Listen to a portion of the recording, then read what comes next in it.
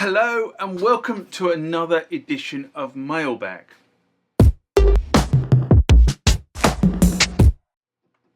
What is Mailbag? Well, Mailbag is a feature of the channel where you guys leave lots of comments on the channel and I attempt to answer those comments, or if I can't answer those comments, I throw it out to you guys who have more knowledge on some of this stuff than I do. So let's get into the first mailbag of this session. Remember, like, comment, subscribe to the channel. Go over to Instagram and follow me there. Go over to Facebook, follow me there. That's where the normal notices are. And consider becoming a Patreon.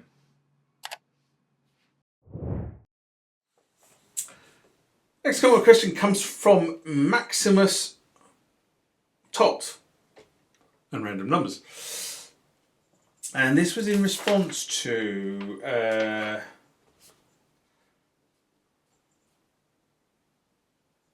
haven't remembered what it's in response to. How about that?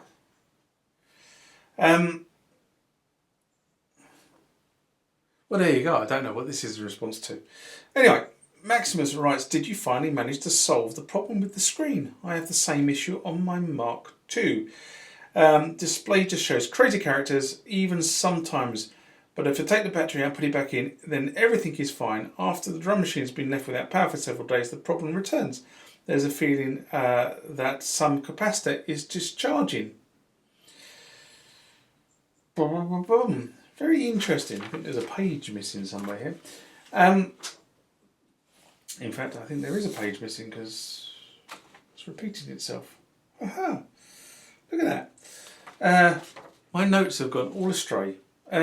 So I do know what it is. It's in response to how to change the battery on the Roland R-8, a video I did in December 2020. And I have to be honest and say that it is one of those projects that was put pretty much on the back burner, the R8. I've got to be honest and say it's actually sitting there. So I can do something, because for the next couple of weeks I'm technically unemployed. So I've kind of set myself a target of getting a whole raft of projects through over the hill. So I'm not telling you what I'm going to do today, but today is one of those projects once I've finished videoing this section. Anyway, in the meantime, I've actually bought a working screen, something I know works for the R8. And you're probably aware of getting hold of these screens for this instrument is an utter nightmare. It really is. So I was lucky to find one on one of the portals. And what it is my intention to do is to actually test the screen, test the logic trip, and I said over the summer, but that really hasn't happened. So I can put it back in the drum machine and bring the R8 back to full operation. And that is the reason why it is brought back from storage and it is sitting there, because that's one of the projects I intend to do in the next couple of days. So hopefully there'll be an update on the Roland R8 in the foreseeable future. Next one comes from DVA Amateur in response to Korg Nautilus LCD Grey and Moog Shut the Factory Shop. An SMR I did in July 2024. And DVA Amateur writes, I think grey is a fine colour, certainly better than silver in my opinion. Arturia went ahead and gave us a magnolia covered polybrute. Why not give Korg some colour options? Korg Inc. is a business after all, and they figured out there could be customers opting for the 1995 to 2005 era silver grey coloured instruments. I myself stick to the more classic dark colours. Speaking of which, the Nautilus AT is black, is now the same price as the grey one in the US. Now, as far as keyboard players in bands on stage, I think due to the image popularised by auto accompaniments, home keyboards and sequencer, the audiences completely don't care or believe keyboard players are even capable of playing anything. Do not tell my friend Wayne Harris that. Similarly, after the proliferation of Photoshop, people no longer believe what they see in photos and don't care if it's real or not. This is becoming a problem. So the remaining musicians are still being taken seriously, are guitar, bass and drums.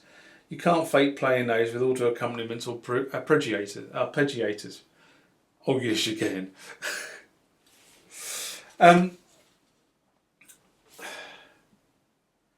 going to start with the whole sort of acceptance of the keyboard player. We do have to agree to disagree, because I think the keyboard player in bands adds a lot of width to the sound. And without the keyboard players, a lot of bands, I'll be honest, are kind of flat. You know, guitar bands, you struggle with a guitar band. I'm going to get shot for this, I'm sure I am. But guitar bands struggle with the width of the sound, because guitars, by their nature, are quite narrow. And what keyboards tend to do is they tend to give you more width.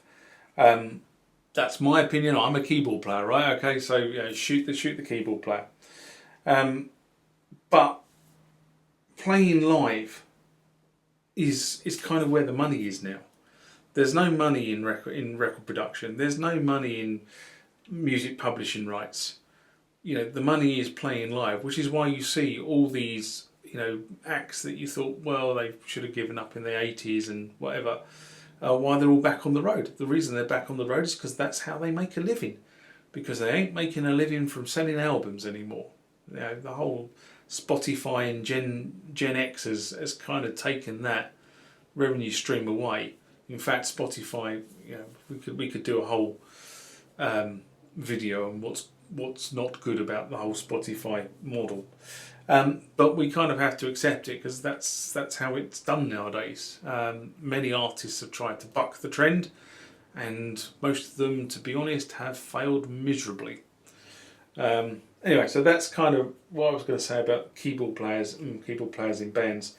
Now, the other thing that's interesting from this piece is the fact that you sort of said the Korg Nautilus 80 Grey has normalised its price against the standard Nautilus AT.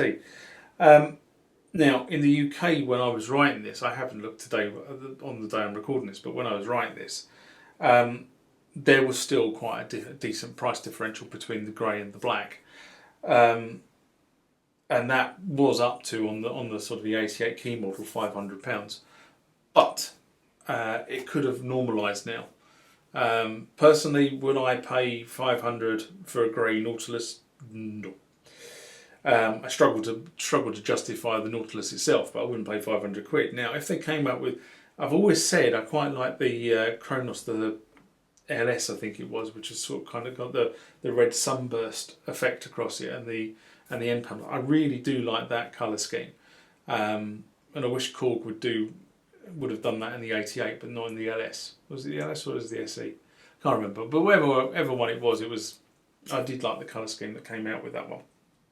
So, would I buy that? Yes, I would. And, to be honest, my friend Wayne Harris, who I've just mentioned a little while back, he's got the gold, the Kronos 88 Gold.